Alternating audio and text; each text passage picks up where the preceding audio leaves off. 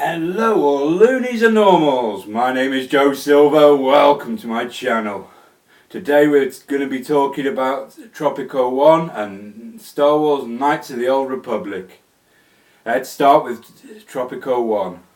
On Tropico 1 you play the dictator of a banana republic on an island called Tropico. You are El Presidente and basically your job is to rule the people. However, what that involves is building them houses, building them farms, making sure that you can give them jobs, and basically making sure that you pay them, because if you don't pay them they won't go to the jobs you want them to go to. You can't click on them like you can on AOE and say go here, go there, go everywhere. You have to pay them and hope that they go where you want them to. So you have to set up your pay accordingly.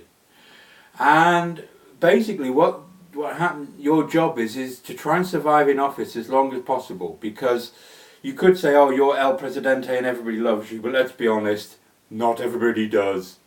Apart from the fact that the Americans might not like you if you're too friendly with Russia and the communists, or the communists won't like you if you're too friendly with America, because I think it's set during the Cold War. At least the Cold War is part of the game. But apart from that, the people on your island might not like you if you don't succeed to their demands. It's really a balancing act. And every now and then it'll say, you know, that you need to have an election. And that's great. If your people love you. But if they don't, you're offered the choice: either step down and end the game, or stuff the ballot boxes and be surprised that you actually won. However, if you choose the latter option, the problem is people don't like you for doing it, because they find out that you cheated and they're not happy. So really you have to try and keep your people happy to get the votes and to stay in office another 4 years or however long it is. So it's that sort of game, and you know, I've had real fun on this game. I really have. It's on Steam. In fact, I think all 5 Tropicos are on Steam, because I think there's about 5 of them. Tropico 2 is a little different, and I might talk about that in a future vlog, which is why I won't say too much about it. But that one was a bit different. But 1, 3, 4 and 5, they're all similar. Okay, you get slight upgrades as you go through the series. Things are done slightly better in the next one and so on, but they're basically the same thing, where you are a dictator in a banana republic. That is the game, and it's, like I said, it's a really good game, and there's so much to do in it, and I mean so much more than I can convey through a camera. Certainly so much more than I can convey on this vlog. I mean, you know, you really got to see the game for yourself.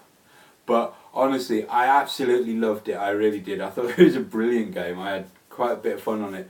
It got frustrating at times though, because you're like, I want to grow this type of food and make money, but my people don't want to work there, they want to work over there, and it's like, oh. So you try and put the money up on that particular place a bit more, and then suddenly they flock in there, and then it's like, well, now over there is abandoned, I need people to work there, and it's a lot of all that shuffling around. And you can hire educated workers to try and get educated workers to come over and take up these positions, but that again costs money. So you know, it really is like you're running this island.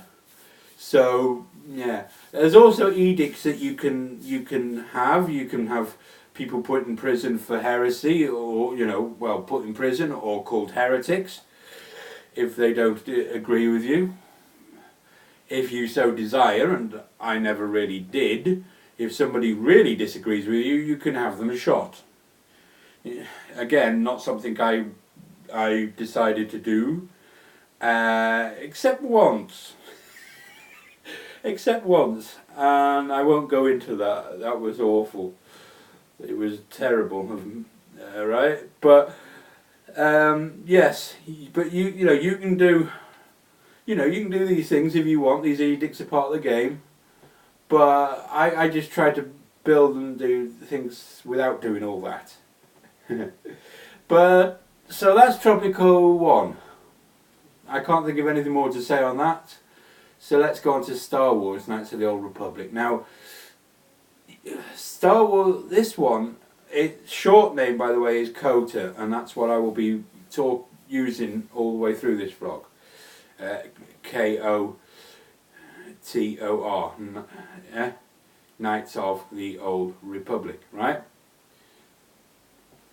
So that's what I'll be talking about all the way through. But Star Wars Knights of the Old Republic, or KOTOR, as I said, as I will be calling it, in that one it's set quite a large number of years before any of the films and before any of the extended universe that we know and love with Kyle Katarn and so on. So you don't meet any of the people that you know and love from the games, like or the films. This is set quite a few years in the past. Quite a few years. And basically what happens is you wake up on the Endor Spire, and everything is going all to heck. The ship's under attack suddenly, and you have no idea why. And basically you wake up, you are one of 3 classes, because when the game starts you can name your character, you could decide if your character is male or female, you can then decide what class your character is. Are they going to be a soldier, are they going to be a scout, or are they going to be a rogue and a smuggler? Somebody who smuggled goods on the outer edges of the universe. Right? So you can be one of those 3 classes.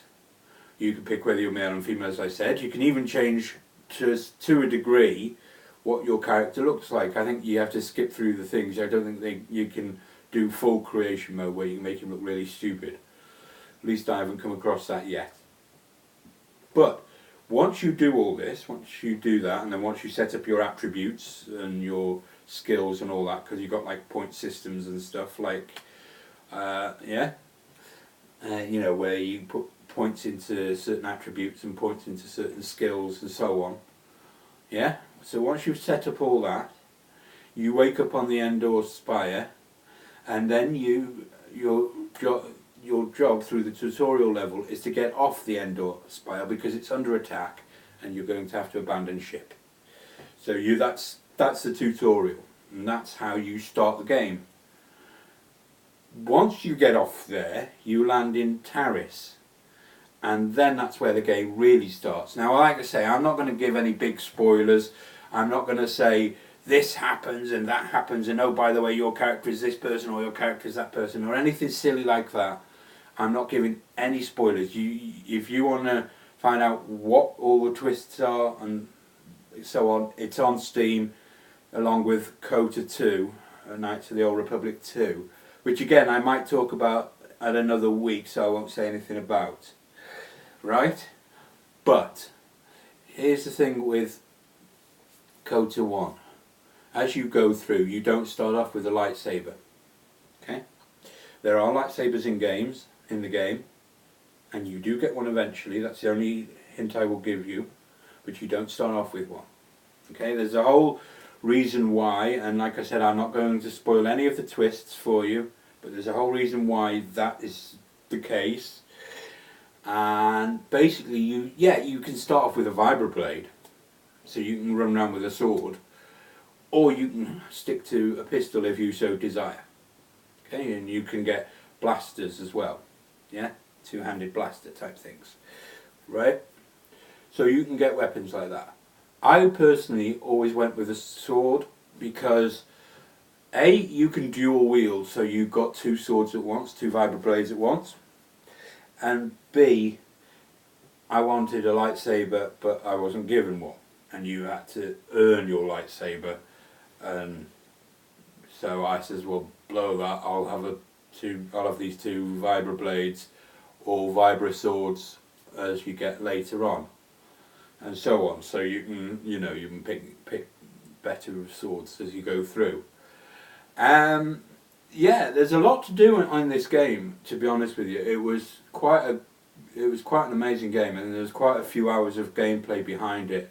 And I'll be honest, that was one of the biggest draws for me, because I get sick of games that come and you go, right, I bought this game today, boom, boom, boom, boom, boom, oh look, 6 hours and 37 seconds later, I've completed it. It's like, give me a break. This one, you won't have that problem. There's probably 20, 30, 40 hours of gameplay, somewhere around about that. Yeah, certainly more than you can do in one day, let's put it this way. And for that, I am very grateful. I really did. Now, like I say, I have completed KOTOR 1 and I've completed KOTOR 2. Right? Yeah. So I know, but like I said, I might talk about Tropico 2 and KOTOR 2 in another vlog. Not this one. In fact, I tell you what, tune in next week, because those will be my games for next week. Tropico 2 and KOTOR 2. Right? I need to make sure I know what games I'm talking about next week anyway, because this week I left it right to the last minute to pick my games. So if this vlog is a bit rough, that's why. But next week, tune in next week, you'll see Tropico 2 and KOTOR 2. So if you're looking forward to that, and I hope you are, then tune in next week and find out why. Anyway, I have rambled on enough. I have told you as much as I'm going to tell you about KOTOR 1, as much as I'm going to tell you about Tropico 1. You can enjoy those games. They're both on Steam. They're both really good games, definitely worth a look. Right? All I will add about KOTOR 1, by the way, is that there is a storyline that you have to work through. But, like I said, I don't want to spoil it for you guys, so enjoy it. Like I said, I really did. I had great fun with those. Anyway, I have rambled on enough, as I said. So, if you have enjoyed this content, if you have enjoyed listening to me ramble on, hit the like button, hit the subscribe button, leave me a comment down below, and goodbye.